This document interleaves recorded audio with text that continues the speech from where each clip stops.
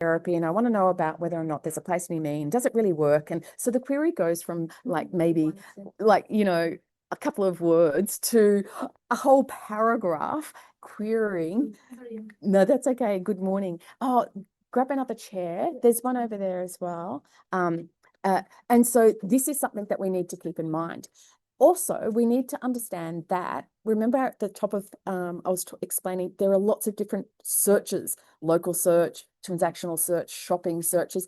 Understanding which search is most relevant to you immediately kind of refines where you need to put your focus on, right? Okay, so there is opportunity here, which is basically Google is still sending a lot of traffic to websites.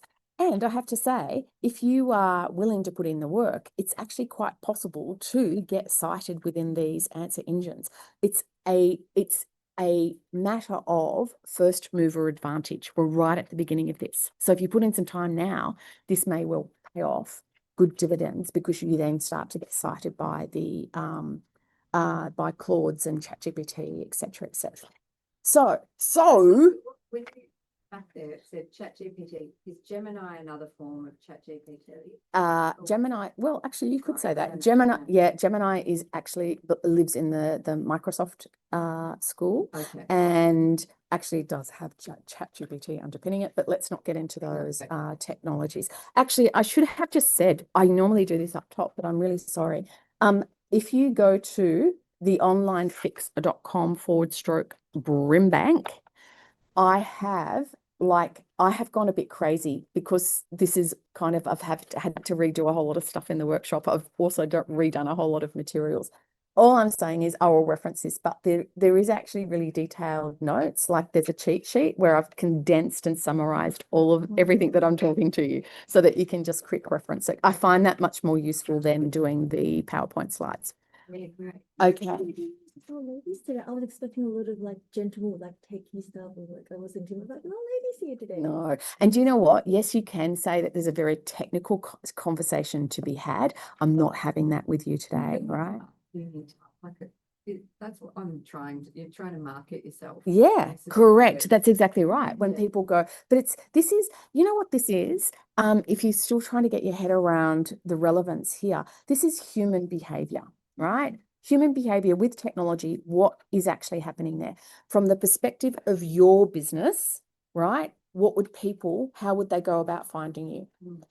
Do they know you exist? Are you an active solution that they are looking for or a service that they are looking for? Therefore, that kind of indicates they're going to go searching somewhere, whether or not that's on Google or not. If they don't know about your product, if it's something a bit unusual or they've never heard of, then perhaps this is not the solution for you, or perhaps it's, there's another way to do it. But it's just coming back to behavior. How do people find your business, or how would they go about finding the thing that you offer?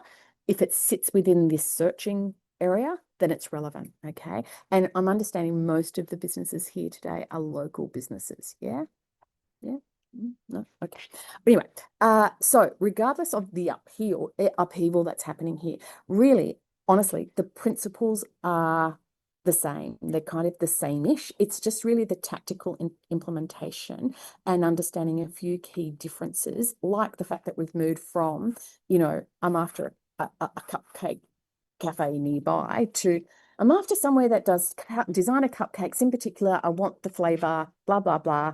What are the options available to me near here, right? Like, so it's moving to really intensely personal or tailored queries or questions that then go out, and lots of things are compiled to give them the answer as part of that AI piece. Oh, okay. So what we're really seeing here is that we're moving into this ecosystem around where people are looking for stuff, right? So it's firmly in that marketing category. People know about you or know about the solution and they're looking for you. That means that we still need to pay attention to traditional search, right? Search results, links, organic rankings. Although there's declining click-through for informational, and I explain that, understanding it, there's still really strong discovery, right? And traffic being generated through local and navigational searches and some transactional searches, right? Like if you know a brand name, I want to go and find City Cave, right? That's a branded search. And as long as you come up in the results, you're going to come up.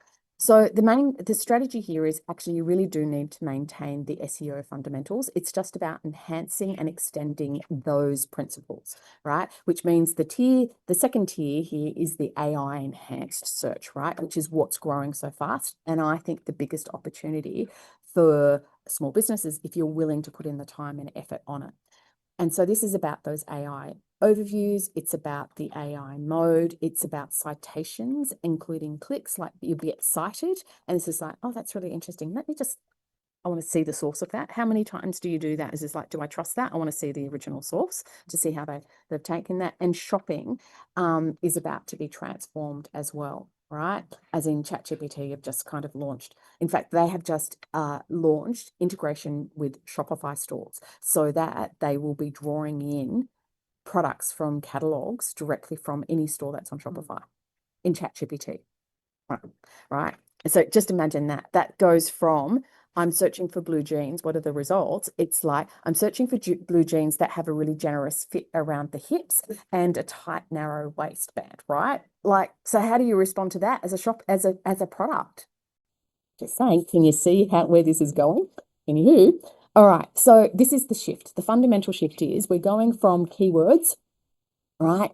And we're moving to prompts. What are people asking? So if we're moving from best pizza in Melbourne, right? Or where we're kind of thinking about 3 to 4 words, we're looking at the volume. What's the biggest volume of that people are searching for? So let's try and rank for that. We look at keyword difficulty, like what's the competition to rank for that? And then we are able to have clear metrics around how many people are searching, how many people are clicking through, where do I rank within the overall scheme, page 1, item number 2 or whatever, versus the GEO prompt is what are the best pizza places in Melbourne that are open late and have outdoor seating? And I might add, and are dog friendly, right? So that might be 20 plus words. We're not really thinking about volume because again, one, there is no public data available on that. Like Google has built a whole industry, particularly around ads, where it literally tells us the volumes of people searching for that particular set of keywords. Well, now we're moving into this like extended paragraph long queries. There is no volume data around that. One, the answer engines aren't surfacing that yet. Maybe they will, maybe they won't. But we need to start to think differently about such intensely tailored querying that in the way that people are doing it. So really, the difficulty is like unknown. Who knows? It's a black box. We don't know how these things are, how it's looking at our content and how it's ranking it, all the rest of it. But this is what we want to try and explore today and kind of move, the fundamental shift here is going to be that we're moving from to a much more conversational, context-rich, question-based set of content that we need that will be able to respond to these enormously long and tailored queries. And then there's one third tier that I just want to throw out there. It is not what I'm covering today. We're just sticking within the search engine, answer engine environment. But social media discovery is really increasing quite a lot as well, as in particularly younger generations. People are looking for things like, they are open to inspiration, they are open to ideas, and then they are open to going to look for a product stroke brand that they like. Right. So it's just something to also be aware of. Don't discount the role of. So having said those things, we're really focusing on SEO and GEO today. But what are all of the areas? What are the things that you need to think about in terms of being able to rank on Google or in Claude or on ChatGPT? Right. So what I really want to say is it's about what the content that you have on your page or on your digital presence, right? Because that's another conversation. I'm just throwing it out there, but you could choose to build your authoritative content that is going to be cited. You could choose to do that in places other than your website nowadays. You could do it on YouTube. You could do it in Reddit. You could do it in other places where conversations are happening other than your website. But, traditionally you want to own this content on your website anyway. They find, does this find you if you've got multiple things like YouTube, your website? Increases the chances. Yeah. So it's not a bad thing to do. And that's when we get into, much more detailed execution conversations around one piece of content that gets repurposed and put into multiple channels to kind of really maximize and build out a really decent, deep digital footprint for yourself. Second element that we need to talk about, and kind of in terms of things that make this all happen, is the technical side of things. Like, what does that content look like on your website?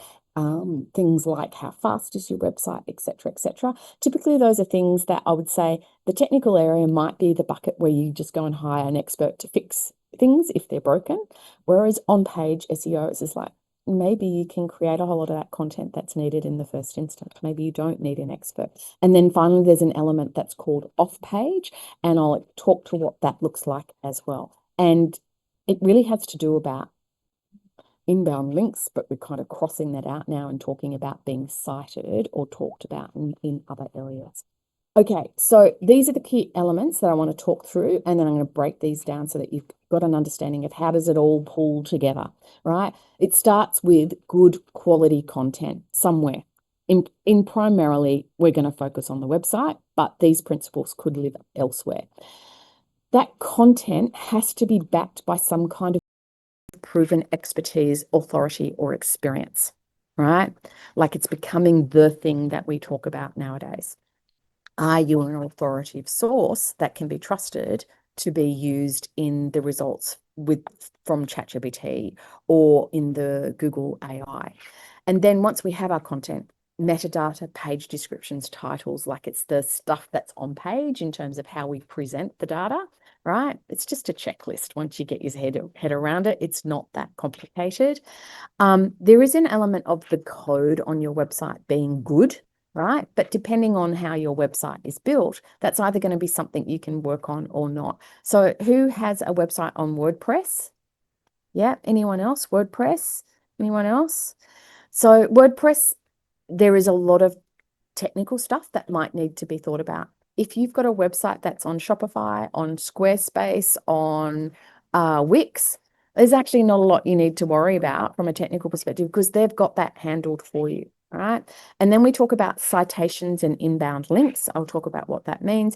And then actually, we also need to think about, well, ongoing, you need to have fresh content coming through as well. All right. So let's start breaking all this down and just really talk about the right kind of content, which starts with the query. So how do you know what kind of content you should have on your website in the first instance, right? It used to be about keyword research.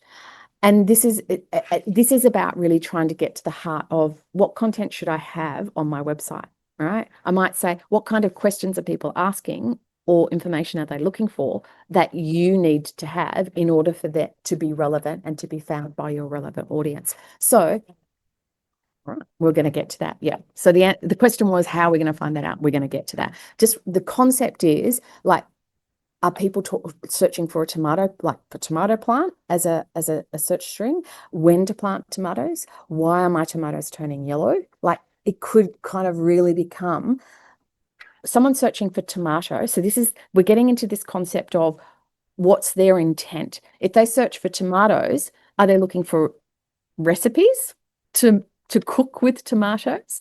Are they looking for how to grow tomatoes? Are they looking for varieties of tomatoes in season right now? Like, it could be anything versus you're getting down into much more granular results as you go along. Understanding exactly what they're after actually is the winning point, right? Like, that's understanding what, if they're looking for, what was your video production. Video production. Yeah. Okay. So, and you were painting, right? So, getting into if they're looking for a painter, right? Are they looking for a house painter? Are they looking for a artist to do a portrait, right? Like, Of course, there are much more specific terms, but then underpinning that house painting, is it a good thing to do it in winter? Do I have to kind of clear the room? Like, you start to people will start to research and understand this type of stuff. And if you don't have content that answers all of those research related queries, then perhaps you will miss out on the opportunity to be discovered and cited by this, right? But because you're local businesses, there's a whole other element that I'm going to dive into as well. But it's really just, I'm starting with the idea of intent. What are the words, the questions that people are searching for? Have you answered them somewhere? Right? That makes you discoverable. So user intent is really paramount, right? So Google is like, it's possible. Okay, so I'm a veggie gardener. I love my vegetables. My history on Google attached to my profile, Google already knows that I'm a gardener based on all my history of my search. So if I go tomatoes or tomato breeds, it's immediately going to the plant section because it's taking a pretty good educated guess based on my history that I'm after breeds of tomatoes to grow, not breeds of tomatoes available in Woolies that I could be cooking with, right? So see what I'm saying? So there is a whole thing, and AI may or may not have that history of you, depending on if you've got a paid subscription and you've got a lot of history around what you're talking about. Like, I have a paid subscription on Claude. I was quite shocked to get your annual renewal is coming up. This is like, oh my God, like, we're into annual renewals of subscriptions here. But like, I can start asking, what was I asking it about last night? It's just like, well, I was talking about such a silly thing, but this really helps you understand how context is everything. And these AI algorithms capture and reference a lot of stuff. So I was asking about, should I renovate my bathroom, right? Because we're in a kind of, anyway, and it then went back to, no, it wasn't. It was about property development. We're on quite a big block, and it was like, should we split it? And then, so we were having this conversation around, it was telling me all of the local regulations, and because we're in a kind of environmental overlay area and bushfire overlay stuff, all the rest of it. Anyway, and so kind of round back to all this discussion I had on bathroom renovations and the other work, like we just done our kitchen, and it came back and started referencing that in the conversation around whether or not we should invest and how much we should invest and what does that look like, right? Like, you can see it's 12 months worth of, and it's referencing all of that now. That's a completely different conversation, but context and understanding, like, this is also part of it, right? So understanding your audience and the types of questions that they are asking is really super important.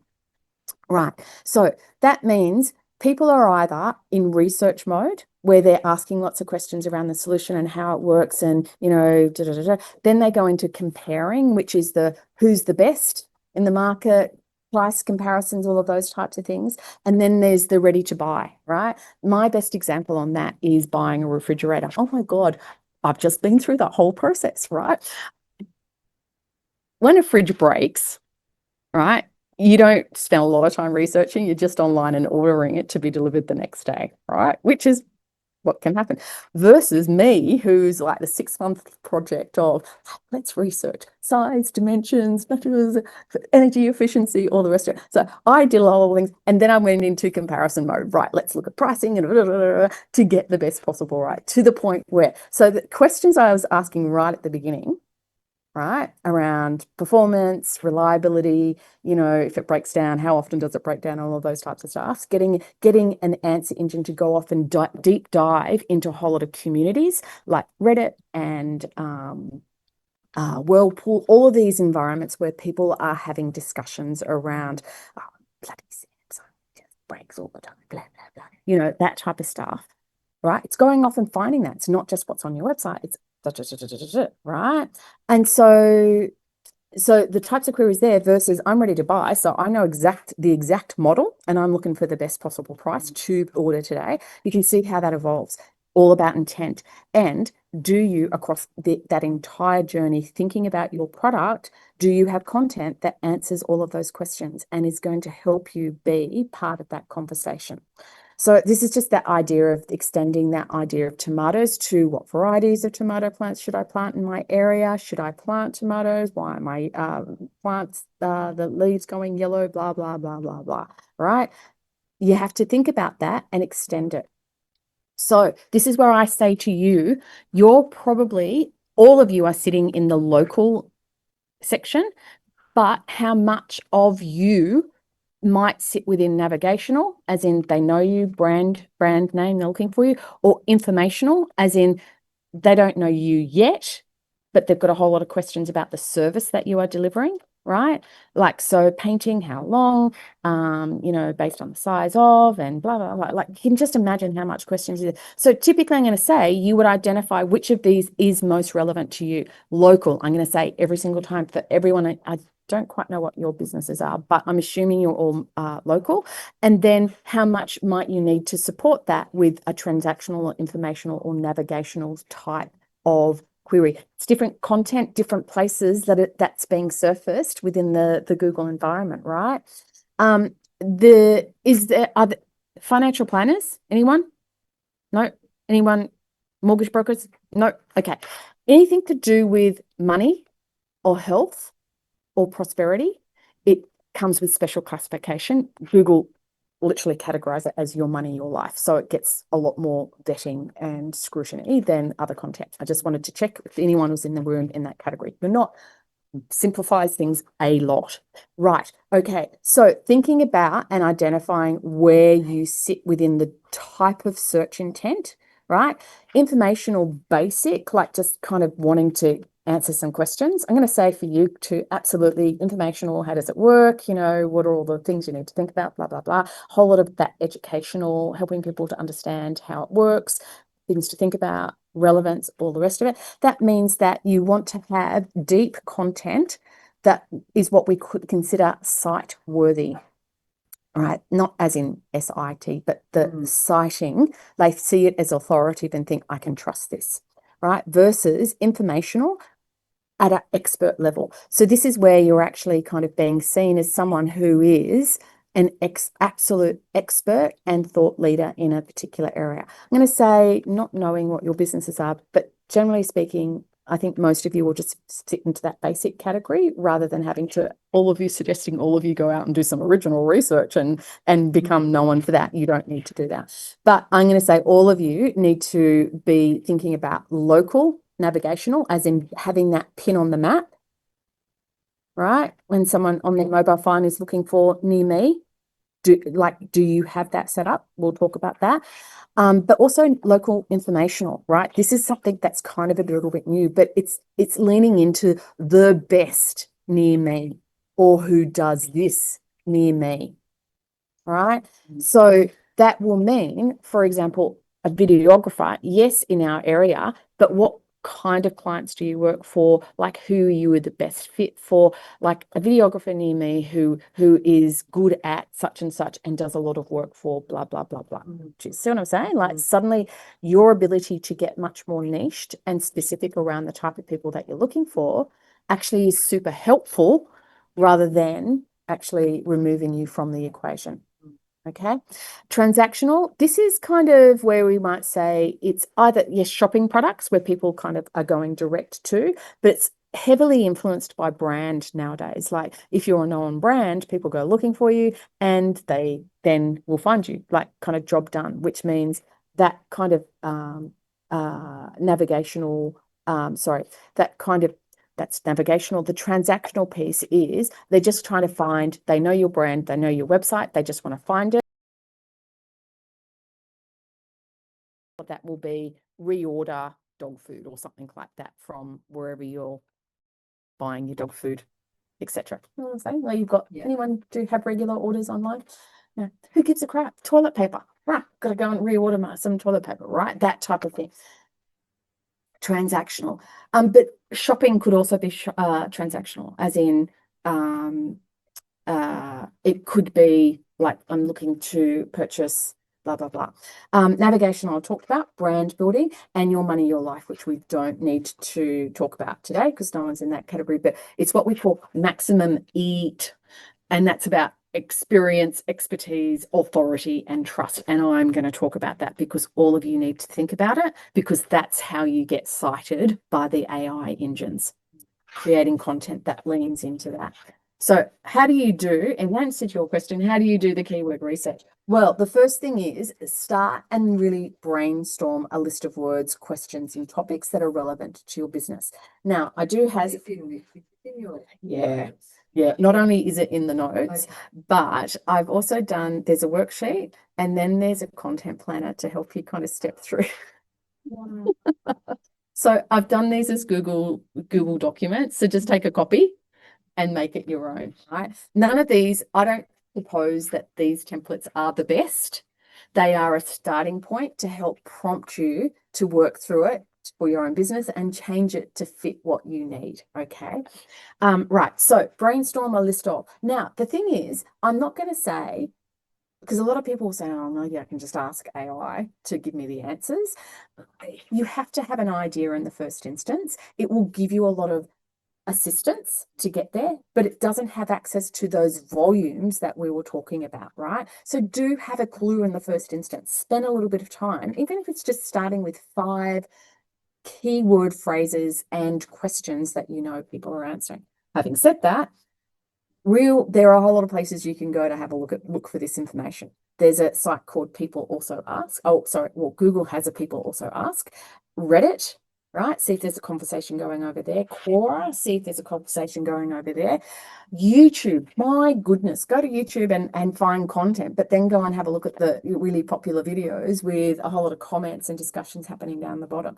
The same happens with Amazon. If you're in the product territory, my God, go and find your competition product and then have a look at all of the comments that are happening around, that's a bad product. People don't like this or etc. Also Asked is another website that you could go to. Right. It gives you these really kind of rich results as a part of it. But let me just give you a demo. So here's a page. We're going to talk about tomatoes. We're just going to talk about tomatoes. Okay? Right. So I have a little bit of so I put in, swap me into bloody AI mode. Sorry. Here's the results page, right? So you can see AI mode, images, shopping, all the different types of searches that are there. If I just tap in here, look what happens. It gives me prompted things. What is everyone else looking for? People also asked over here, right? Like it's actually trying to take a stab at what I might be looking for, right? And if I just scroll down, it's also useful to have a look at the results that are coming up here. So it's pulled out video content, right? Some images. This is really taking a stab at what is it she's after about tomatoes. But I also have a little tool installed. This is a free tool, by the way. And to get the really rich data, you do need to spend a little bit of money. But I think it's like $10 to get 100,000 credits or something. So it's not an expensive tool. It's this one here called Keywords Everywhere. Now, the whole point of this is it connects up to Google's database of its index of all of the things that they've indexed, but it's also, what it's doing is, can you see, go back. Can you see here? It's surfacing, that's what it's doing. It's telling me that on average in Australia, there are 2,900 searches per month, right? And then it's giving me some more information about if I was doing advertising. And then if I scroll down the bottom here, even better, long tail keywords is where the richness starts to come to the table. So if you're kind of trying to get your head around extended queries and questions and stuff, it can be quite a rich piece to have a look at. However, I just want to flag when we come back to this, volume is now becoming so much less important. Remember, because people aren't searching for tomato plants, they're searching for tomato plants that will go well in a semi-shaded area and surrounded by gum trees and blah, blah, blah, blah, right? So, so this is all about kind of understanding that shift from really abbreviated search terms to that conversational prompt style, really understanding the conversation that happens around your offering, right? So I've given you lots of examples here, but can you give me 10 subject line, blah, blah, blah, blah, blah, right? So you can validate. So I'm just going to say, Do not live or die by volumes anymore. Use them as a good indicator to say, like, because when sometimes in business, you are a subject matter expert and you use potentially quite technical language that someone who is a layman who doesn't know your industry is not using. So it's really good to sense check people are using this language or talking about it in this way versus the way that I talk about it, right? So it's quite good for that. So let's talk about tomato plants is not a good example in this instance, but let's talk about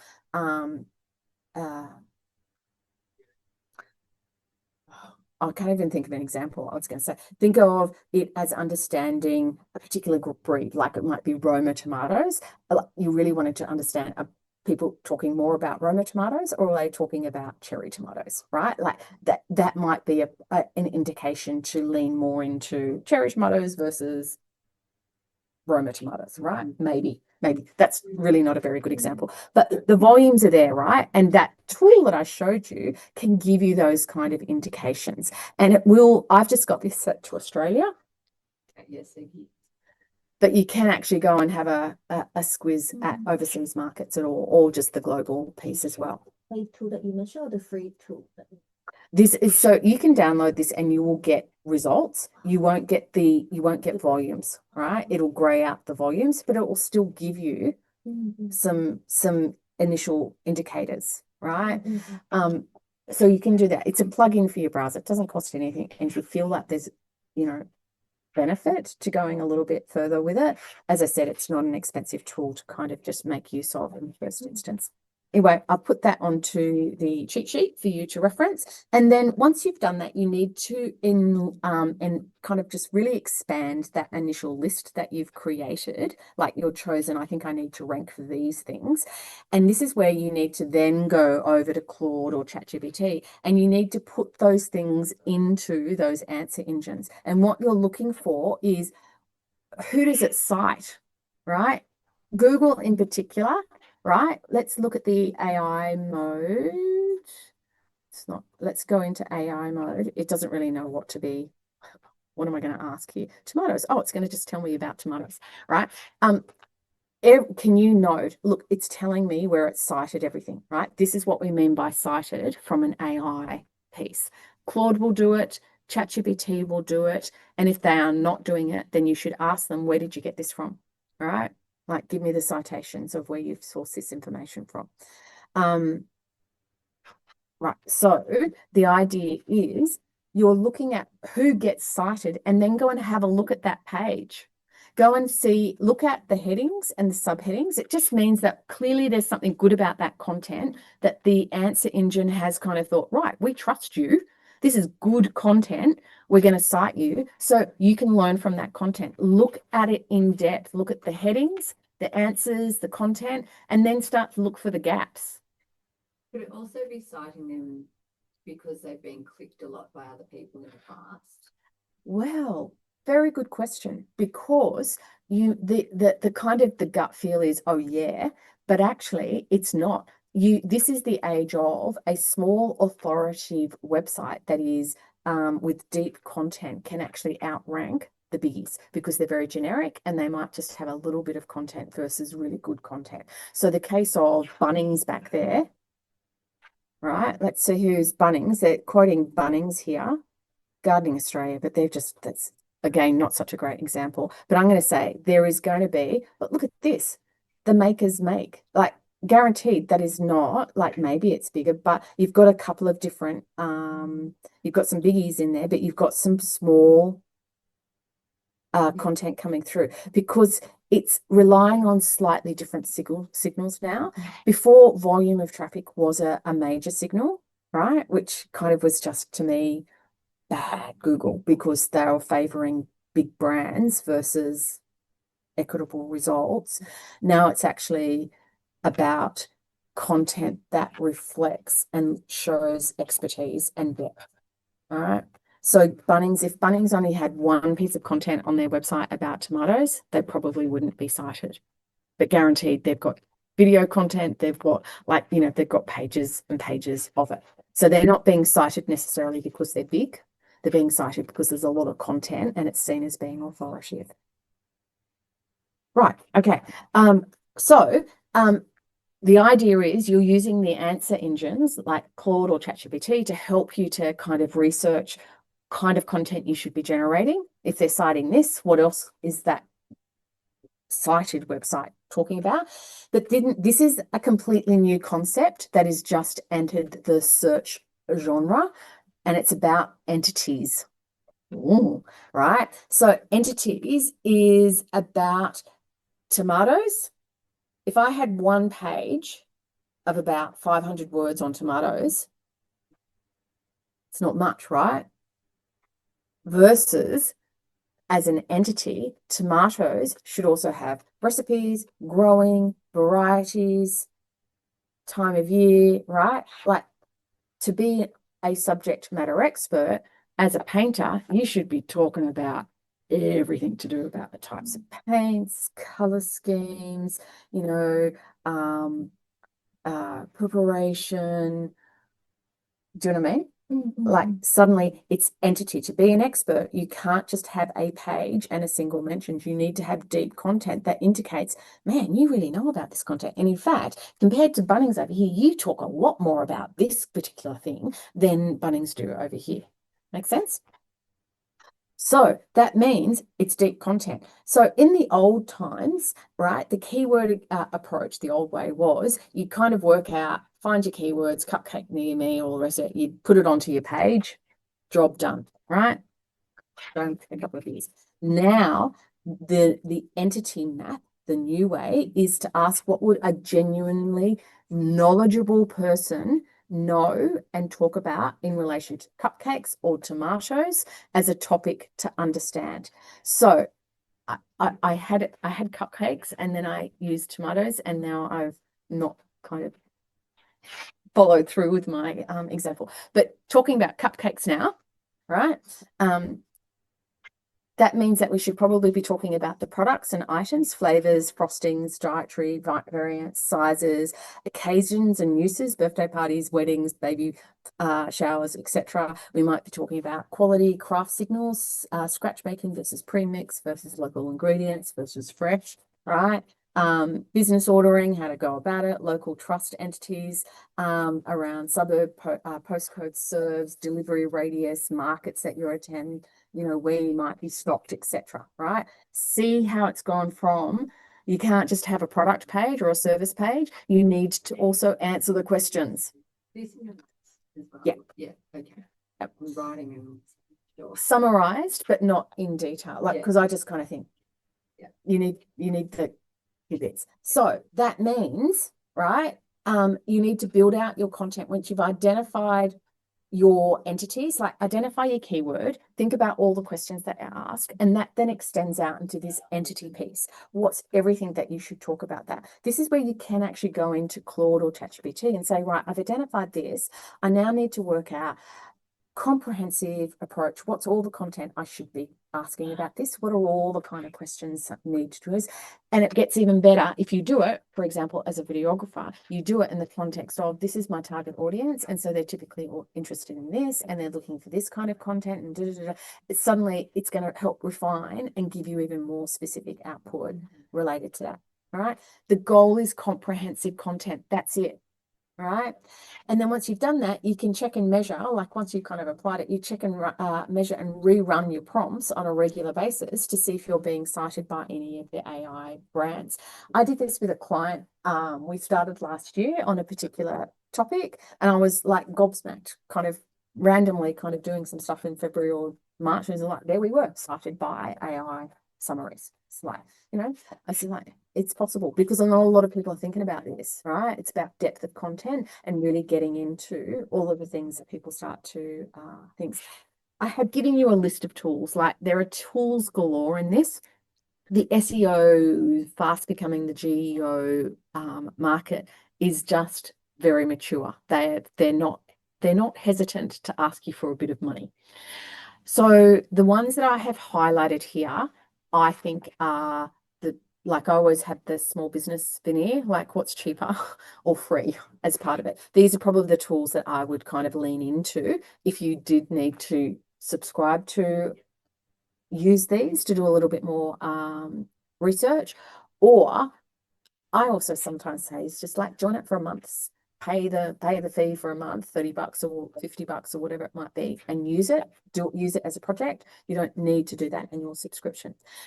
And here's the content planning guide. So this is again a template that I've given you to help kind of, really get your head around. It's just to frame your thinking, like those topic basics, like what are you trying to achieve? What are the things that people are going to do? And then we call them fan out queries, all the things that they would ask us in relation to this, right? So as a business doing painting, man, that's rich. You can see how much is going to go on there, right? And even down to the this paint versus that paint, or doing it this way versus doing it that way. So much you could be doing. Right. So that is identifying what the content is. Now let's say you got to put it onto your website, right? And so let's talk about taking that content and putting it onto the website. So that means we need to think about this idea of each: experience, expertise, authoritativeness, and trustworthiness. So AI really drives a better understanding of user intent, even better than Google does. And Google, its algorithm prioritizes this. It assesses your content on this basis. Does it show experience? Does it show expertise? Does it show authoritativeness? Blah, blah. That means building deep catalogs of content on related topics and subtopics kind of really leans into this. We call it clustering of content. So I'm going to talk about this. What does that look like? So from a videographer perspective, maybe you want to have having not done the research on this, I'm just going to pluck it out of my head, but you might decide, I might do a cluster of content that's around testimonial style case study content. And then you might do another one that's brand building, another one that might be social media piece. Do you know what I mean? Like you could kind of break it down into, and then see what do those clusters look like. And then add examples.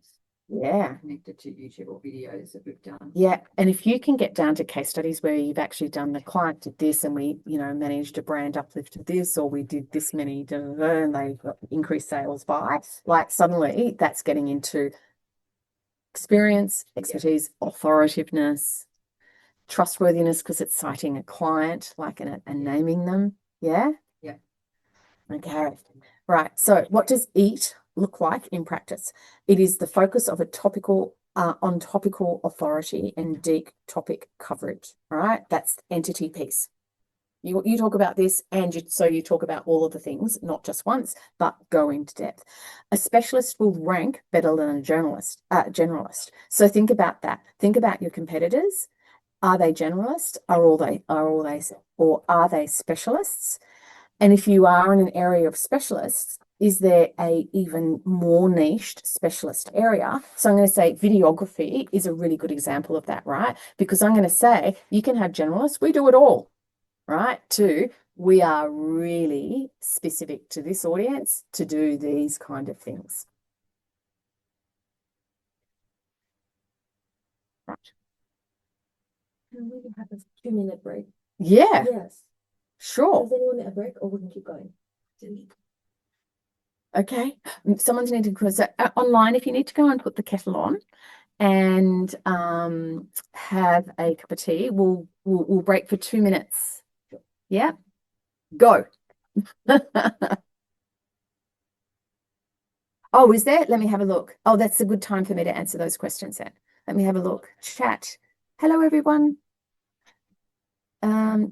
Feel free to open your mics. I just need to find it was escape. There we go. Chats, here we go. Thanks, Lewis.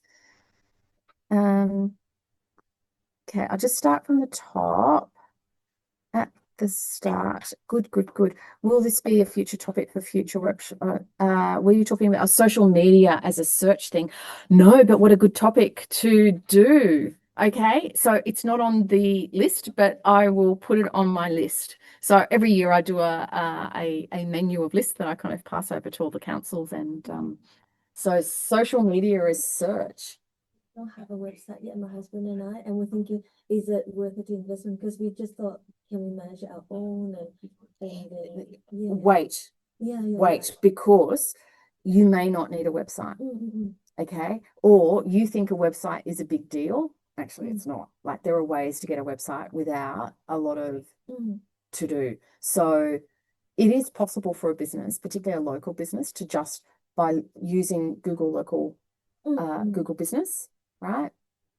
And then maybe incorporating some other stuff around local community groups or even the discussion groups around Reddit. Maybe kind of getting local about that is going to be more difficult. But even just YouTube as a way to build that out. But and your social media, do you have social media? Yeah, that's what we mostly get the Yeah, referrals so from. like even just having like, you know how, do you have a link page on your Instagram profile or anything like that, right? Even that, like you can get buy services where it's just a list of links. Even that can be a landing page that you can work with. It won't fill the need of informational, deep, authoritative ranking. But from a local business perspective, I will tell you to start with here, see how you go, and then you might increase from there. Okay, so is it like an FAQ page but across the website? Well, yes and no, but it is about answering the questions. Depends on, I wouldn't do a whole website just of FAQ questions. I think that's a little bit too obvious. What I would do is pick a topic where you might actually have some content that's framing it, but then at the bottom you might have a really detailed set of FAQs. I think it depends on the like FAQs about what.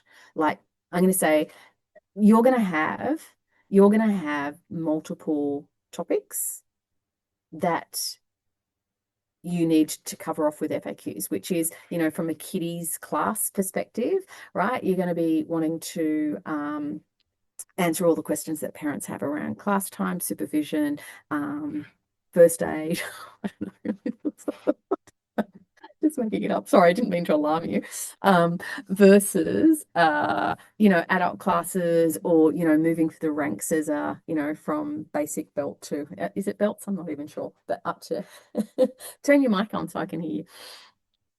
There you go, I got it mic'd. Yes, so as you were going through the deep content topic, I was just thinking like all the examples that you were given is usually on one of those FAQ pages. That's why is it like that page, but It like is kind of spreading like it that. out throughout the It is website? about, you could, I just wouldn't make the whole page about FAQs because that just No, script no. into, I mean like in replacement of an FAQ page, but the same types of questions that would oh be yeah, in an FAQ. I'm not very keen on dedicated FAQ pages. I think that in this age, that's kind of trying to condense the content. I mean, it is about making it easier for the person to find the questions. I think you probably have a need for a FAQ page around the most commonly asked things, which is getting to that sticky end of converting and booking into a class, right? Versus a parent who's just getting their head around, is this good for my kid? Is this, you know, all of that? That's going to be a different set of contents, but it should also have an FAQ section on that page as well. Okay. Yeah. Is your website, I can't remember, was it Squarespace? It's actually a custom CMS. Oh, I use a company called Have a Look. So they've got their own custom, Okay. back end. So yeah, a lot of this you're going to have conversations with them around what that looks like. Okay. Thank you. Have we got is everyone back at their desks now? I think that was all the questions. Should we better wait. We better wait. Oh, you think I should keep going, Lewis? One more minute, everyone? Yeah. I don't know where I am. Hang on. I'm just going to look at my sliders. That's I'm going to say we need to keep going because we've got a lot of stuff to cover. Okay. So I'm going back into Prezzo mode. And let's just redisplay that. No. It's not, oh, wrong one. Hang on, I've just done the wrong thing. There's my mouse. duplicate. Slideshow. There we go. Righto. So we'll keep going, everyone. I reckon I've talked about that. Right. So that's what we wanted to do. Okay. So let's just talk about experience. That means when you're writing, this is why you just don't want to do a page of FAQs, right? Because you do actually incorporate into this. In our experience, working with small children, it's like blah, blah, blah, right? Or when we were working with this client, this happened, right? That's showing experience, right? If a AI engine spat out some content, generally they're not including case studies and specific names and things like that. That's what it's looking for. It's looking for a signal that you're genuinely an expert in this thing, right? Expertise.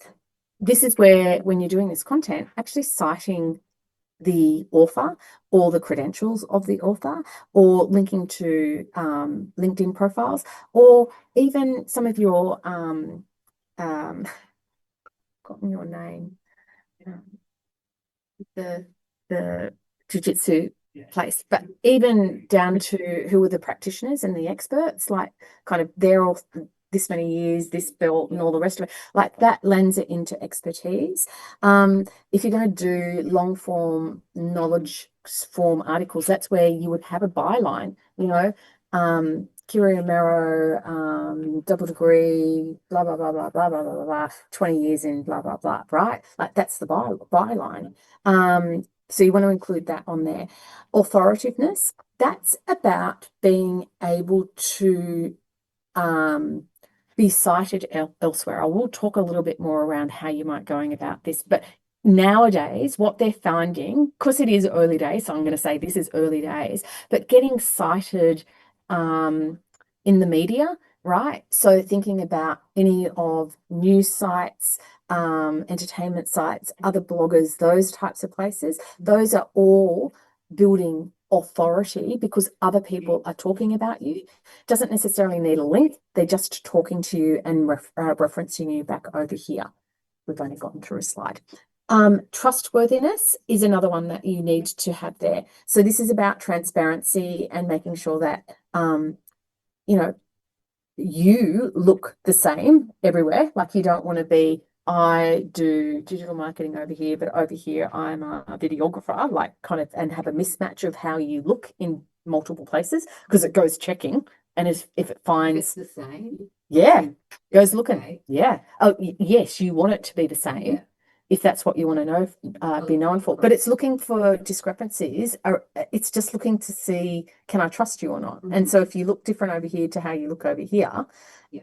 So to all of you that have not reviewed and looked at your LinkedIn profile and your Instagram profile and your website about page and your LinkedIn, and if you all look different, it's time to go and really get some cohesiveness together on that, right? But also, do you have any customer reviews and testimonials and things like that? There is but you can see how, you know, just actually being really vocal and talking about your business and how well you do your business and how well you know your topic and how other people are talking about you, that kind of covers it all off, right? And then, so that's the content piece. I just want to quickly whip through some of the elements on a page. If you're building a website that you want to think about your URL, right? Or the slug, as they call it. Sometimes, you know, understanding what the general theme of it is. You don't want to have a paragraph long URL of a page, but you do want to kind of have the general topic within that URL. It's not so important nowadays, but it's just layering and layering and layering of all of these things, giving it signals back. So within a web page, there's always a meta description, which is meta data just means description of data, right? The data about the data. So describing within the meta description or the page description, what is it that you want, and including those keyword phrases or what it is that you're talking about at a high level within that, because the AI engines use that a lot. Can I ask you a quick question? Mm. And you can just say, I can't answer that. I know we're going through a lot to cover. If at the top where it says black velvet cakes, Yep. it's now not your name, it's Melbourne Video Production Company. Yeah, Is that a good thing or Yeah. a bad thing? it's a good thing, right? So how So, it's changed on my husband's website. I can't get it back to his name because I can't work out whether that looks better to okay, everyone else. let's have a look afterwards and we'll just see if we can quickly identify, because it might be a site title thing. Yeah. Because that's typically where that name is going to come from. It's a site title. Anyway, I'll talk about another. Okay. Thank you. Look, well, let's have a look at your website right at the end. Okay, avoid duplications is another thing within your metadata, which is quite often what people do. You know what they do? Like you're on Wix and you kind of got the design and you're just going for it. I'm making my page about page and this page and all the rest of it. And before you know it, you've just duplicated everything. And so your metadata is actually all the same across every page on your site. Sorry, just saying it happens. Review your website copy and apply the keywords. Well, we've just talked a whole lot around what that looks like. But that means specifically making sure that those target keywords as a general theme, right, on those pages, it should feature in the title of the page, in the first paragraph, in the headings, in the subheadings, and in the conclusions, right? I'm not talking about keyword stuffing here, but I am talking about layering the information. Don't mention it once and expect the answer engine or Google to look at this as a page completely about the topic that you want to rank for. So that means your goal is strong titles, clean headings, tight summaries in the opening section as a general rule. Headings. What I mean by headings, this is something really specific. It's not just about styling, bold and underline and things like this. We're talking about within the code of a website, if we call what we call H tags, H1, H2, H3, right? It's kind of like one style will be this, and then the next style will be that, and then the next style will be that. Here's an example, right? On a page, it's actually the page title in H1 is about Melbourne produce. In H2, it's about tomatoes, right? And then H3, you can see how that's broken down into the varieties. That's what we mean by headings and subheadings and using those tags correctly, because it's showing the taxonomy and proving that the site is a good source for the AI engine. Okay. Links internally, right? So this is, you've now got your entities of, right, we're about this and we're talking about this and this and this and this. So link to that content as you're talking about it. Make sure that there's lots of places to connect that all up, right? This should be a reflection of your expertise and the depth and completeness of your content, the linking to all of the additional content. FAQ format. Yes, to one page to the next page. Yeah, correct. Yeah. Correct. FAQ pages. So pages with an FAQ schema. I'm going to talk about schemas. Schemas is a very particular markup language that can be used on a website, right? Those are apparently 3 times more likely to be cited by AI overviews. So in the instance of Jiu-Jitsu land, what you would do is you would have a page of good content with case studies and talking about your expertise and all the rest of it. But at the bottom, you may well have a whole lot of FAQs specific to that element of jiu-jitsu that you're talking about, right? And it's got this schema, right? But because it's a custom website, you're going to have to ask them to do it for you. Anyway, but I don't want to get too technical on this type of stuff. The thing is, you want answers that are about 40 to 60 words long. You don't want it to be pages long. That is about what we call liftable content, right? Or referenceable content, as in what AI engines do, rightly or wrongly, they just come and pluck something that seems to be the answer to the question, but they do it from multiple sites. So they're cobbling the first sentence from here on your site and then the second sentence over here from that side. So sometimes they get it right. Yeah. Sometimes they get it wrong, right? And that's why the way to do it. You want to lead with the answer and then the detail, and use an FAQ page schema to make the content machine readable, right? So is it a back end thing? Yeah, it's a technical thing. I am going to explain it. Okay. Keyword density, right? How many times do you use it? Typically the guideline is 1 to 2%. I feel less strongly about this nowadays, but it is something to kind of, it's headings. Don't just mention it once and then it's not referenced again. make sure that you kind of good quality content for people reading it, right? But you don't want to overdo it. You want it to be good quality.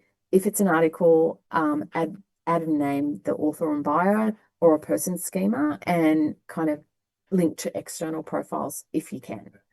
With this, when you talk about articles and things like that, is it worth doing it as a blog if you were like getting Yeah. somebody? Yeah. So you Yeah. can just have a blog page. and Correct. just add it all Doesn't there. have to be service educational pages. It can all just be within a blog. Yeah. But that might be, yeah, but we're talking, you might have a page that's dedicated to trust building content for video, Yeah. right? Case studies around case studies, testimonials, those type of things. That you then might what was the question? You then might link off to a couple of additional articles that kind of talk about maybe a specific case study, maybe about, types of or varieties of, Yeah. or, preparing for, and how do you kind of, Yeah. see what I mean? Yeah, correct. And use it in that way. Yeah. No one's asked me yet about, can I just create my content on using AI? Well, you should ask me, because the answer is yes-ish, you can. Google will filter out bad copy. So bad instructions in, bad copy out. If you just take content from your AI engine and you don't edit it and really make it good content, then it won't necessarily cut the grade. You still might use it to draft it. You might use it to help you edit a piece of content, whatever your flavor of using an AI companion is to write content. It is still about, it's not necessarily about the fact that it is written by AI. It is about whether or not it's good content, right? Like, it really is just as simple as that. And too many people just kind of give a loose set of instructions, take it, put it out there, and it becomes the same as everyone else's content because the AI engines are kind of pumping it out at a rapid rate, right? So really editing, tailoring and injecting personality is really important. That's those specific case studies, specific experiences, tests, or I remember when having a little story within a piece of content, which is, our favorite job was this, or, this was a really great project because we were able to achieve this and this and this for the client. Personalized case studies and examples really help achieve that taking it from generic schlop to something that's kind of spot on. And obviously adding authorship and qualifications is also key. Markup schema. So let's just talk. This is the technical bit, right? So a schema, it's just a piece of code that might say, this is an FAQ, and we've got like question, answer, and like it's giving machine readable language that we wouldn't necessarily, doesn't kind of looks the same to us on page, but behind the code looks a little bit different. Just a word of warning, it does what you do with your code in the background needs to match visibly on the page. You can't have hidden stuff in there to try and game the system. But this is what we're talking about here, right? So recipes, who's a cook? Ever noticed how recipes get kind of pulled up as a kind of a summarized bit? That is the result of a schema. All right. So if we come back to that tomato page. Like you need type fish. Yes and no. What's your website? WordPress. Right. WordPress, you can use schemas to your heart's content. What else have we got over here? If we come back to all, let me just show you what else might be. See this about, right? That is actually a schema, a markup schema.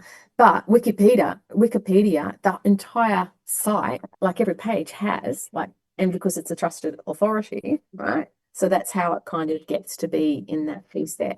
But there are all sorts of recipes, people, events, FAQs, products, reviews, videos, news. There's all sorts of different types of schemas. These are things that you should be thinking about. If your website is on Squarespace or Wix, there's limited capability around using those schemas. You could potentially on Wix in particular, and you could on Squarespace as well. You would have to, this is hire a developer, a technical person to do it. WordPress, your options are a little bit different. You can install plugins like Rank Math or Yoast or All-in-One, right? Those are SEO plugins anyway to help you optimize your site. But they actually, they're all paid plans, by the way. It's not the freebie, but because it's like, oh, here's our list of schemas. What would you like to apply on the page? Get it? So if you're on WordPress, you're in luck.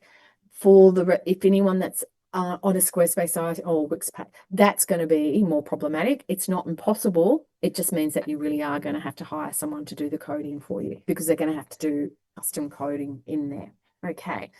Right, so that's how you do it. And these are all the different types of things that we've just talked about. Righto. Local business, homepage, contact page, FAQ page, any page with Q&A, right? Don't just have one page, have lots of Q&As, articles, blah, blah, blah, blah, blah. Okay, checklist, everything that we've just talked about. Answer the query immediately on the page, right? So whatever you think that people are asking about, have that in the first section. Fact-dense content signals credibility, right? So even if it's just one page, but as long as that's linking off to a whole lot of other pages that are answering a whole lot of kind of stuff, then that's what you want to do. Cite any sources throughout. So from a videographer perspective, you do want to cite, if there's been a whole lot of market research on how effective storytelling is in blah, blah, blah, you want to be able to go and find that source of and cite it, right? Paints. If you're going to do this paint versus that paint, go off and cite some of the technical specifications around, what is it, VO2, how smelly is a paint and stuff like that. Like you want to cite those types of things. This paint's really good if you've got kids in the house and you're going to be living in it immediately versus, this one is blah, blah, blah, blah, pros and cons and all that stuff. A link to the research report, publications behind your claims. Okay. Question-based headings, if you can, within your H2s and H3s.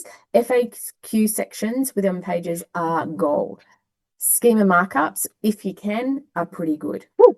What else did I miss? Keep paragraphs short and scannable. Long, so that's a human requirement, as in it's really hard. Like, see how hard? That's quite hard. That's a big chunk of text. That's why I've stepped it all out, right? But keep them short for the humans. Long walls of text are harder to extract from, also from the AI engines, What else do we need to think about?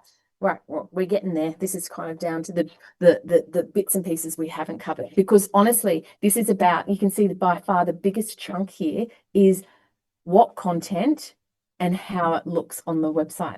That's actually it. And so for some of you, like I'm going to say for you, you could probably just build out all of the answers and the rest of it, and you probably don't need to do a lot after that. Like, do you have to have an ongoing blogging program of knowledge and expertise? No, that you do, right? Not that I would probably say that you need to go to, you may not need to have a website because we need to get into local search. I want to get into influencers. Let's talk about specific styles. I think informational style searches probably is going to be beneficial to most of you. So what are they? They're the how-tos, the what is, why does, right? That's about, I'm a house painter, but I know all about house painting. I know about the paints. I know about the techniques. I know about this. I know about that. 88% of queries actually trigger from information queries are triggered from on these types of queries, right? But if you don't have the content, your chances of are not going to be there. But I might also say as a marketer, being really comprehensive and transparent and giving a whole lot of helpful information around someone making a choice around a service or a product and whether to hire you, if you answer all of those questions, it actually does lend credibility outside of anything that we're talking about here. It's how you look from the outside looking in. If you haven't been referred, then that means you are establishing a first impression and a second impression and a third impression. Okay, informational search optimization. Go deep, not broad, right? Create content AI can't generate. That's original research. Okay, case studies, expertise, experience. Focus on complex topics requiring expertise just because you'll do better on those if it's relevant to your business. Build topical authority, depth, optimize to be cited in AI responses. That's everything that we've just talked about, right? The local search, this is actually where we start to veer off to, could you do without a website? Could you just be on Google Business, Maybe, maybe not. Certainly, I'm going to say, depending on the style of your business, chances are you may not need to go to all of this effort over here. So local search is near me, businesses in specific business names, local services, right? So this is everyone here has got a Google business page, right? Yep. Okay. You want to optimize your Google business profile religiously. That is, if you slightly start to change what's on your website, you need to go and reflect it over on your Google business page. And I'm going to say, if you've got a LinkedIn profile, do it over there. If you've got an Instagram or Facebook page, you do it over there. Everything now needs to start to look the same as a trust signal. You want to focus on getting reviews. Reviews are a quality indicator. And it's not just about getting 5-star reviews. Oh, I've got 10, my job is done. It's about consistency and recency. So you have to have a system where you are asking for and regularly getting reviews happening, right? Like, so if you can drip feed a review a week, hallelujah, that's really good. That is excellent. The more you do that, the more you will rank on those maps, right? When Google is house painter near me, if you have that one thing done, you are probably 80% done in terms of visibility to a local search audience. Because remember, with local search, mostly it's about the pin on the map, right? Because you are a local service delivering a service in that area, which means you're not targeting all of Victoria or all of Australia, just this area. So Google uses location of the person to work out, okay, so there are 20 videographers in Melbourne, but only these 5 are in this area, servicing this area. So those are the only ones I will show on this map. Now, who goes first? It then says, right, let's look at quality signals. It's already established that it's videographer, or videographer 4, whatever that expertise is, and that's a match. The next piece is, right, okay, let's have a look at those reviews. Gosh, you've got 5 reviews. They're 5 stars, 5 years old.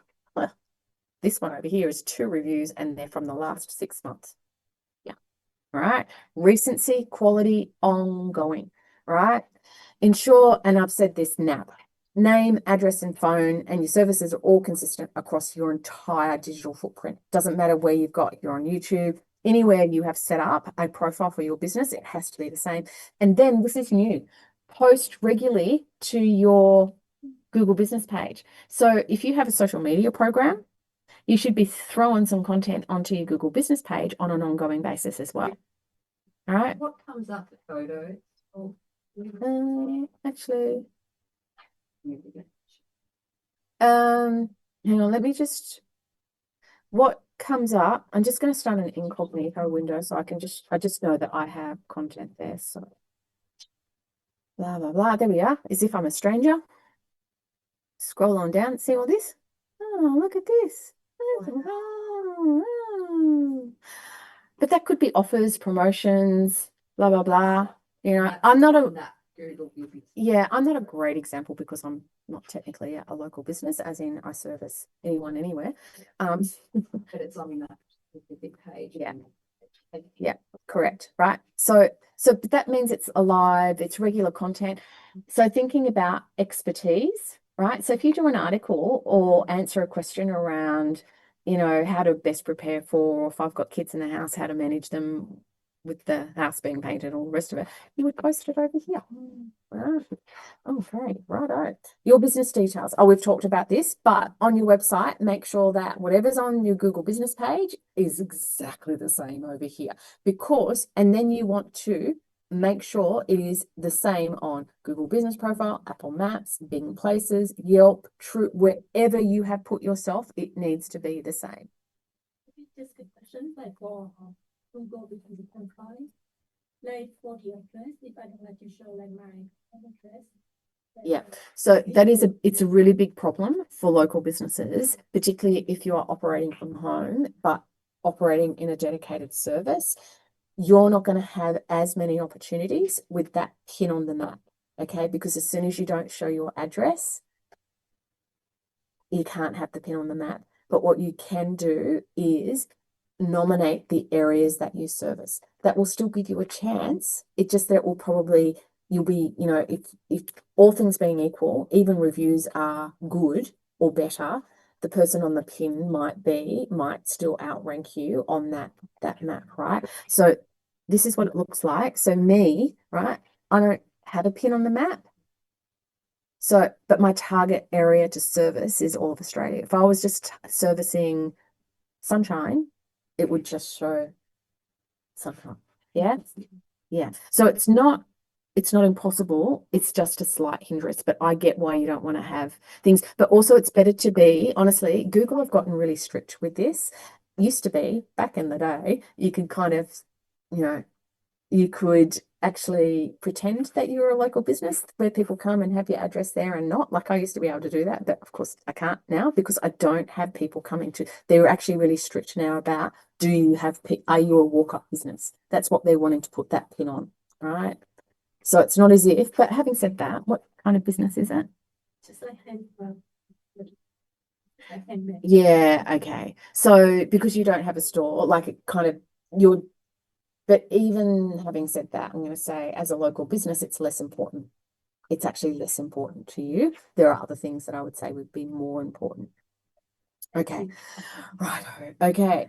Service areas use areas served in the schema as well if you're without a shop front. So on your website, you could actually do this, but because you're selling products for you, I think it's going to be slightly different approach than local business because I'm banging on about local business at the moment.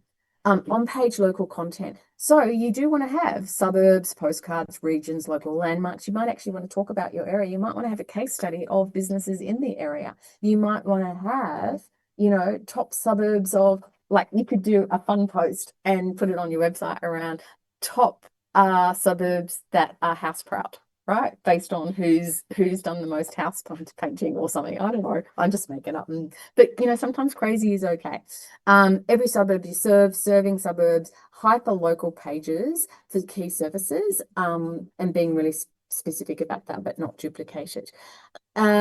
Reviews and mentions in the proof. So prompt when you are asking for reviews, you should all be asking for reviews on a regular basis. Because if you don't ask, you don't get. But prompt your customers to be really specific in their review if you feel comfortable doing it, right? So that might be if you get a review from a particular client, you might say, could you give us a review if you wouldn't mind, or help with guess yourself for others. And if you feel comfortable, could you mention the type of work that we did for you? And you would even give them words like, could you mention that you did this type of project for us, right? Unlinked mentions on Nextdoor, Facebook groups, and local pages count as well. All right. Local media mentions, community involvement, chamber of commerce membership, all these strengthen your digital footprint. So think about your business and think about, local products that you're creating, you might think about whether or not you are listing, like, do you put any of your products on maybe some of those collective sites that are right? Perfect, right? That's exactly the type of thing that you want to do because that works for you. What's unlinked mention? As in, like, it's a bad thing? Unlinked mention.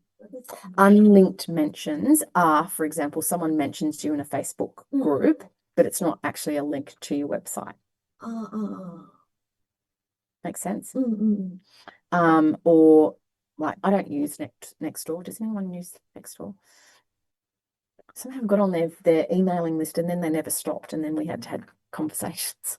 But it is like, particularly when people are referencing or recommending things, they don't always include a link, but the fact that they have mentioned your name, if it's accurate, kind of is really beneficial. What else? It's really important to update your page on an ongoing basis. If you have a social media program, then updating and sharing those to your Google business page is an super easy thing to do, right? And I'm going to say, again, make use of the answer questions, the common questions that people would typically ask you about, blah, blah, blah. Reviews that are organically mention specific services or locations, provide keyword signals to Google, and are actively weighed, as in the algorithm, how much does it matter, right? Okay, transactional searches, probably less important, but you know, this is the buy X or the best product for, but the best service of. So it's really talking much more about shopping results, but it's really about being able to talk to why would be the best. Well, we're the best videographer for XXX, not we're the best videographer, too generic, right? But best videographer for creating small business testimonial contents and eliciting great conversations and Yeah. right. So you can see, oh, this is, you know, barrel jeans that aren't too baggy. This is like jeans that kind of generous in the hip. Sorry, that's what I would search for. More visuals, just oversharing there. More visuals, image galleries really, you know, are good. Personalized based on preferences, more convenient for price tracking, automatic purchase, blah, blah, blah. That means if you have products online, it's around being really expansive in the way that you are describing the product and the attributes of it. But I think we've only got one person in the room with products, which would be you. Like, so you want to get quite expensive, but again, I'm kind of, even comparison content for you may not be the best place. But anyway, markets, do you go to markets? No? Okay. Navigational, that is, people know exactly where they want to do. That's about making sure that brand is discoverable. Like, honestly, you just need to have a website to be discovered for that. And then these are a few other things for those of you with websites that need to think about. So number one, I just want to say AI does scan other places to look for consistency. So do think about having at least one or two other places that you could be present, such as YouTube, Reddit, Quora, like finding that the renovation places and just being present and answering questions every now and again. Posting your own content of, we just had this problem happen, and I want to just tell everyone, if you're thinking about doing a renovation, think about this, this, and this, and this before you do blah, blah, blah. Right? Crawlability and bot access. What the hell? So this is getting the technical stuff. You can give it a go, but this is what I'd kind of say to you. Go and get, you know, check with the developer that the robots text, it's a particular file that sits on the server. I don't want to get too technical about it, but it's just that it actually, like, there are some sites that deny access to these AI engines, right? New York Times, for example, probably The Age, like, you know, because that's their IP, their information is their IP. Whereas you, as businesses, welcome all AI bots, right? You want them to come and look at your content. You can do what we call an Excel sitemap, XML sitemap. That is just a technical file that every website has. It's generally automatically created, but you can submit it to the Google Search Console, which is a free Google product. You can just register, but all it does is you can just submit that sitemap. It's a machine readable file, and it will just say, hey, Google, we've got some content over here for you to be indexing. Can you come and have a look, please?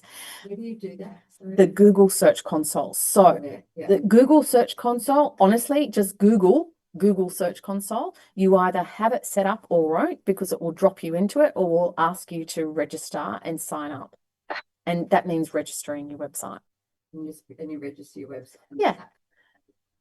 It's an inside look at what pages are indexed, any problems Google's identified with it. Like, it's actually, if you're getting serious about this, it's just telling you what Google thinks about your website. It's like, these pages are fine, these ones are a problem, right? And it breaks it down. It'll just kind of highlight any problems for you. So use Google Search Console, as I said, to identify and fix any crawl errors. Crawl errors are just like the link to the page is broken, or the URL is no longer this, or that shows you. Yeah, it will show you any problems that are there. Every important page needs at least one internal link pointing to it, because the bots literally are just following the links. So if you don't have any links to and from your page, you're kind of creating dead ends and orphan pages that these things can't get to. And duplicate pages need what we call canonical tagging so that Google splits the authority. What we mean by that is HTTPS versus HTTP and the same URL. That would be a duplicate of the same page. Technical. It's just knowing that these are the types of things you might pay someone to do. You don't necessarily need to do it. If you are on Wix or Shopify or Squarespace, you don't need to do any of this. It's all done for you. WordPress, you need to check this stuff. If you have a custom build, you need to check this stuff. There's a policy check, right? Which is just that checking that robots check. All you need to do is go to site.com/robots text, like you put in your URL and then you put in that file and it should tell you if it's allowed or not.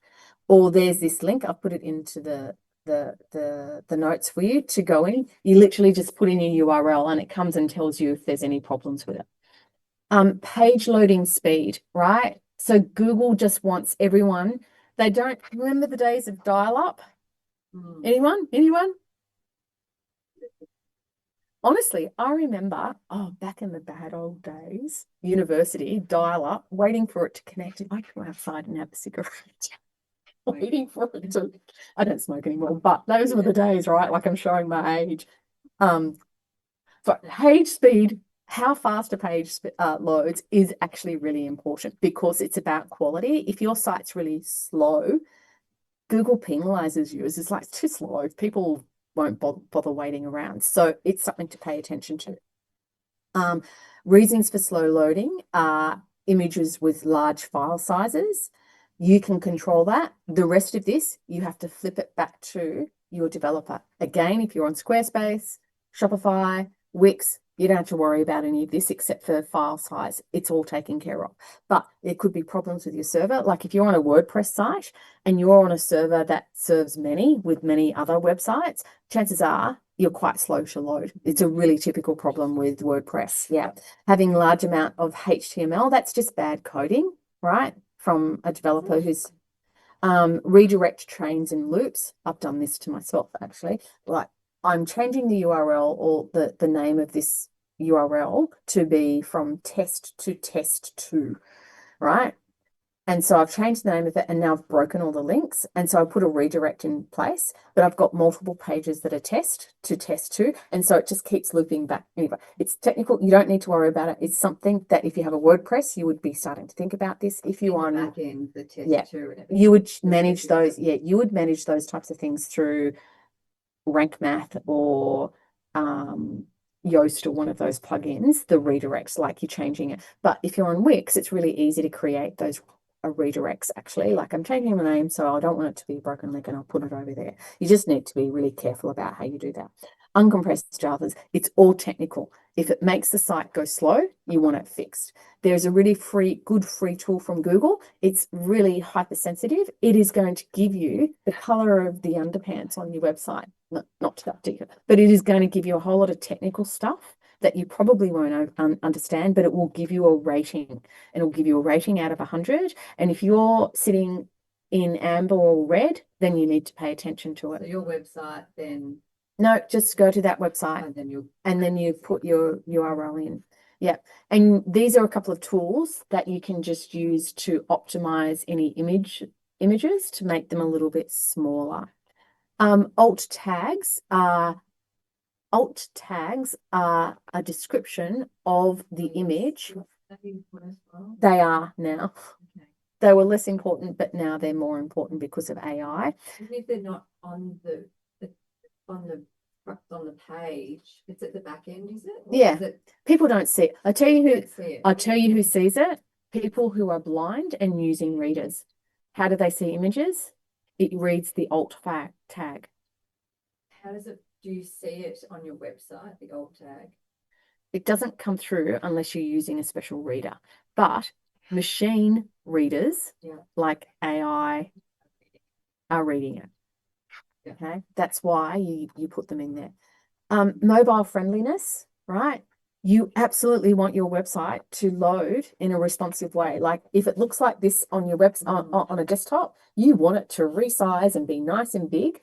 It's one of the biggest penalties that actually happen, WordPress in particular, but it can happen on Wix and Squarespace as well. Your font is so tiny. Like if you're going like this to try and read, or you're having to go like this and expand the content to be able to read, the font is so tiny, that means that it's not mobile responsive, right? It's not mobile friendly, and Google will rank you down.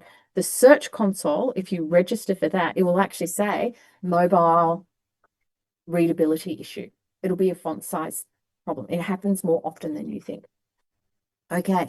Particularly, you know, when it happens, people that are developing websites or building websites with really big screens at home, they're happily doing this and it looks fine, right? But of course, once you get onto these smaller screens, it renders or looks very different. Okay. Google puts a lot of emphasis on things being mobile friendly. It should be responsive, resizing, and kind of what we call restacking so that it looks good on a mobile as well as on a desktop. If you're connected to Google Search, it will tell you that. Page length, it's kind of less important now, but it should be long enough to give the content. So I'm going to say there is no answer here. It needs to be 800 words or longer, whatever. It has to be complete.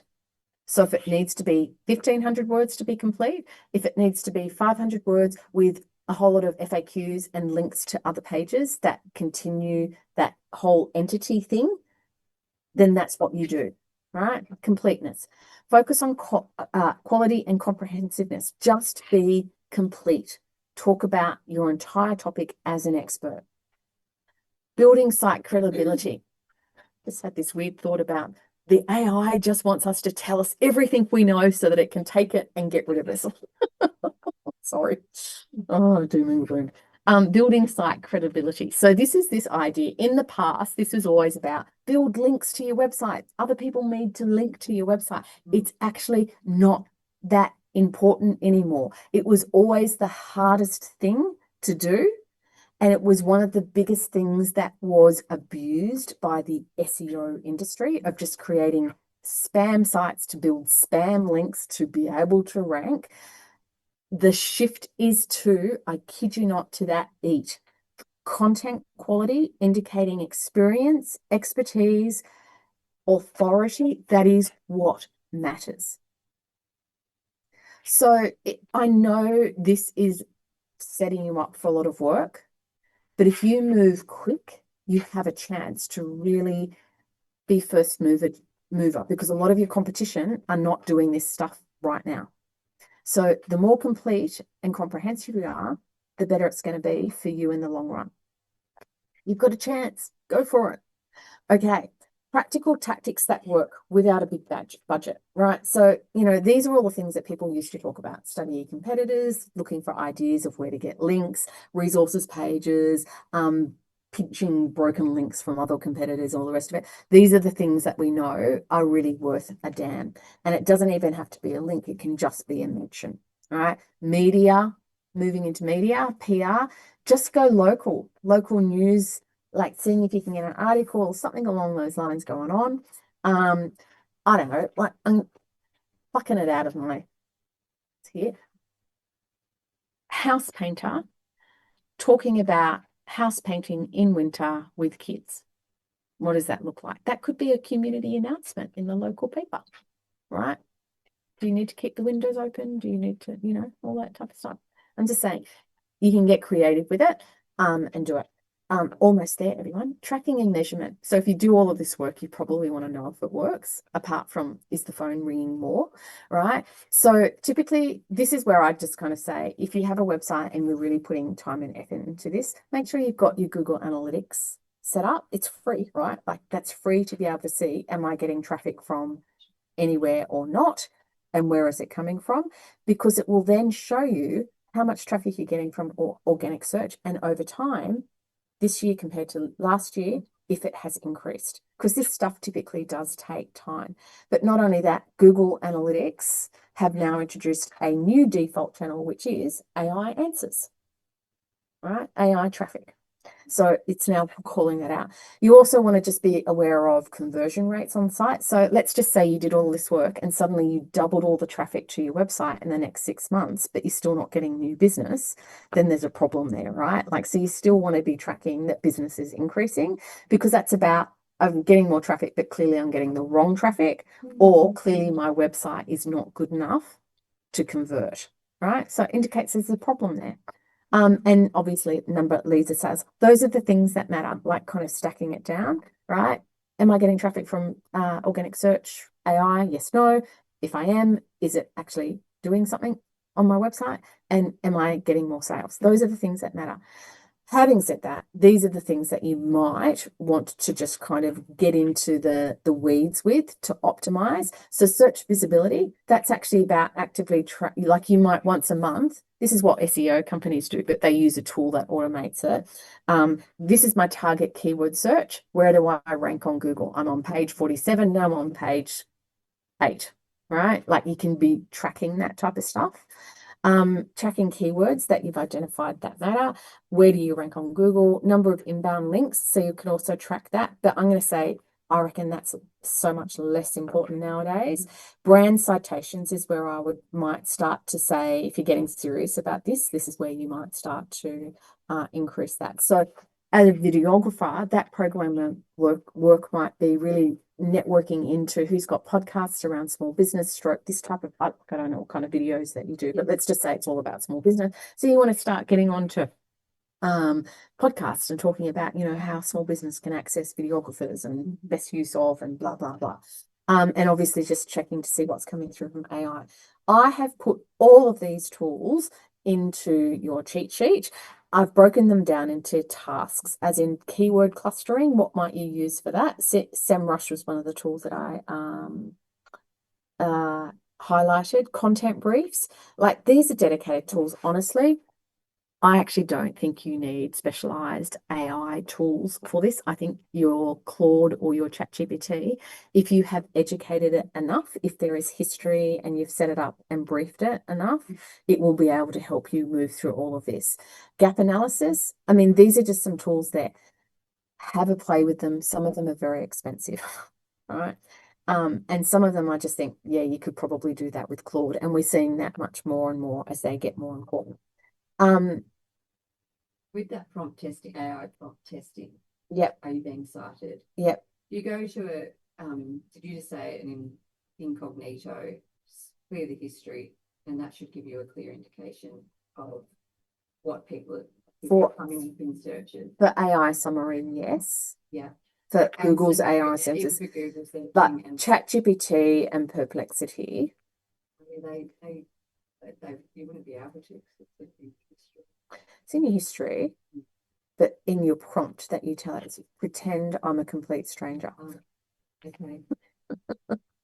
In this instance, like that's what you would say. I'm really trying to understand how blah blah blah. Yeah. Okay. The WordPress, what the plugins do. So this is just for those of you that have WordPress. There are a few in the room. So what you really want to do is probably have a plugin, either Rank Math, Yoast, or AI. It will now have a whole lot of it allows you to optimize, like to put in your metadata. It gives you a grade on how well the page is optimized to that keyword phrase.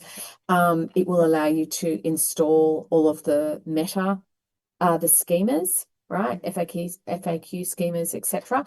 But it will also, they now all have AI capabilities, right? So you can use it to auto-generate meta descriptions, schema mark, as I said, the redirect images. It allows you to do all the stuff that you want to do. And in fact, some of them, I think it was Yoast that has actually got an integration with Claude. So for example, if you've got a Claude account and you've got a Yoast account, you can join them all together. So you could say, Claude, can you access my website via Yoast? Go through and check all of the meta descriptions in all of the pages and blah, blah, blah. Right. Just, it's saying early days, people, but it's coming. Okay, the good news. Geo plus SEO is an integrated strategy now. It's not one or the other. A focused small business site with deep expert content, you can outrank the big brands, right? And you can do it without having to go and do all of those horrible backlinks now. That's really good news for you guys, right? If you have an area of expertise that you can really drill down on. What you need to think about is the layer one, structured for AI, schemas, if you can use them, FAQ questions, Q&A style headings, and scannable format. Ooh. Authority signals, original data, expert credentials, third-party citations, media mentions, all of those types of things. Ooh, I don't know why it keeps going. And semantic depth, right? Like just be deep and complete. Topic clusters, comprehensive coverage, related keywords, content, rich content. That's it, right? The brands that are going to win are they've maintained those strong SEO foundations. It's really about having a really complete digital presence, right? And then building in this GEO element, which is probably being a little bit more complex and complete than what you've done before, and zhuzhing the content to be attached. I'm working on a site. They've been running for 10 years, right? Almost all the traffic comes from organic search, and they're losing a lot of it. But that's the role of like having to go back into every single blog and update it, add this, do this, just to try and recover some of that. Don't forget to diversify your discovery channels. So now your Instagram account may be just as important as your website in terms of discovery. So think about whether or not the way that your Instagram profile and Facebook profile or LinkedIn profile looks, is it the same as what it looks over on Google Business? That's kind of stuff that's going to help you get discovered.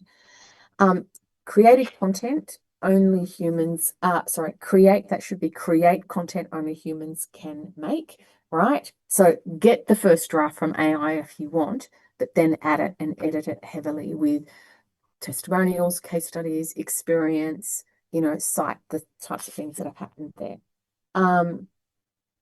Showed up, and you need to have showed up consistently in search, AI responses, and in your community. So that is really saying, yeah, it's saying you have to do a whole lot more than what you might have done before, but the opportunities are there.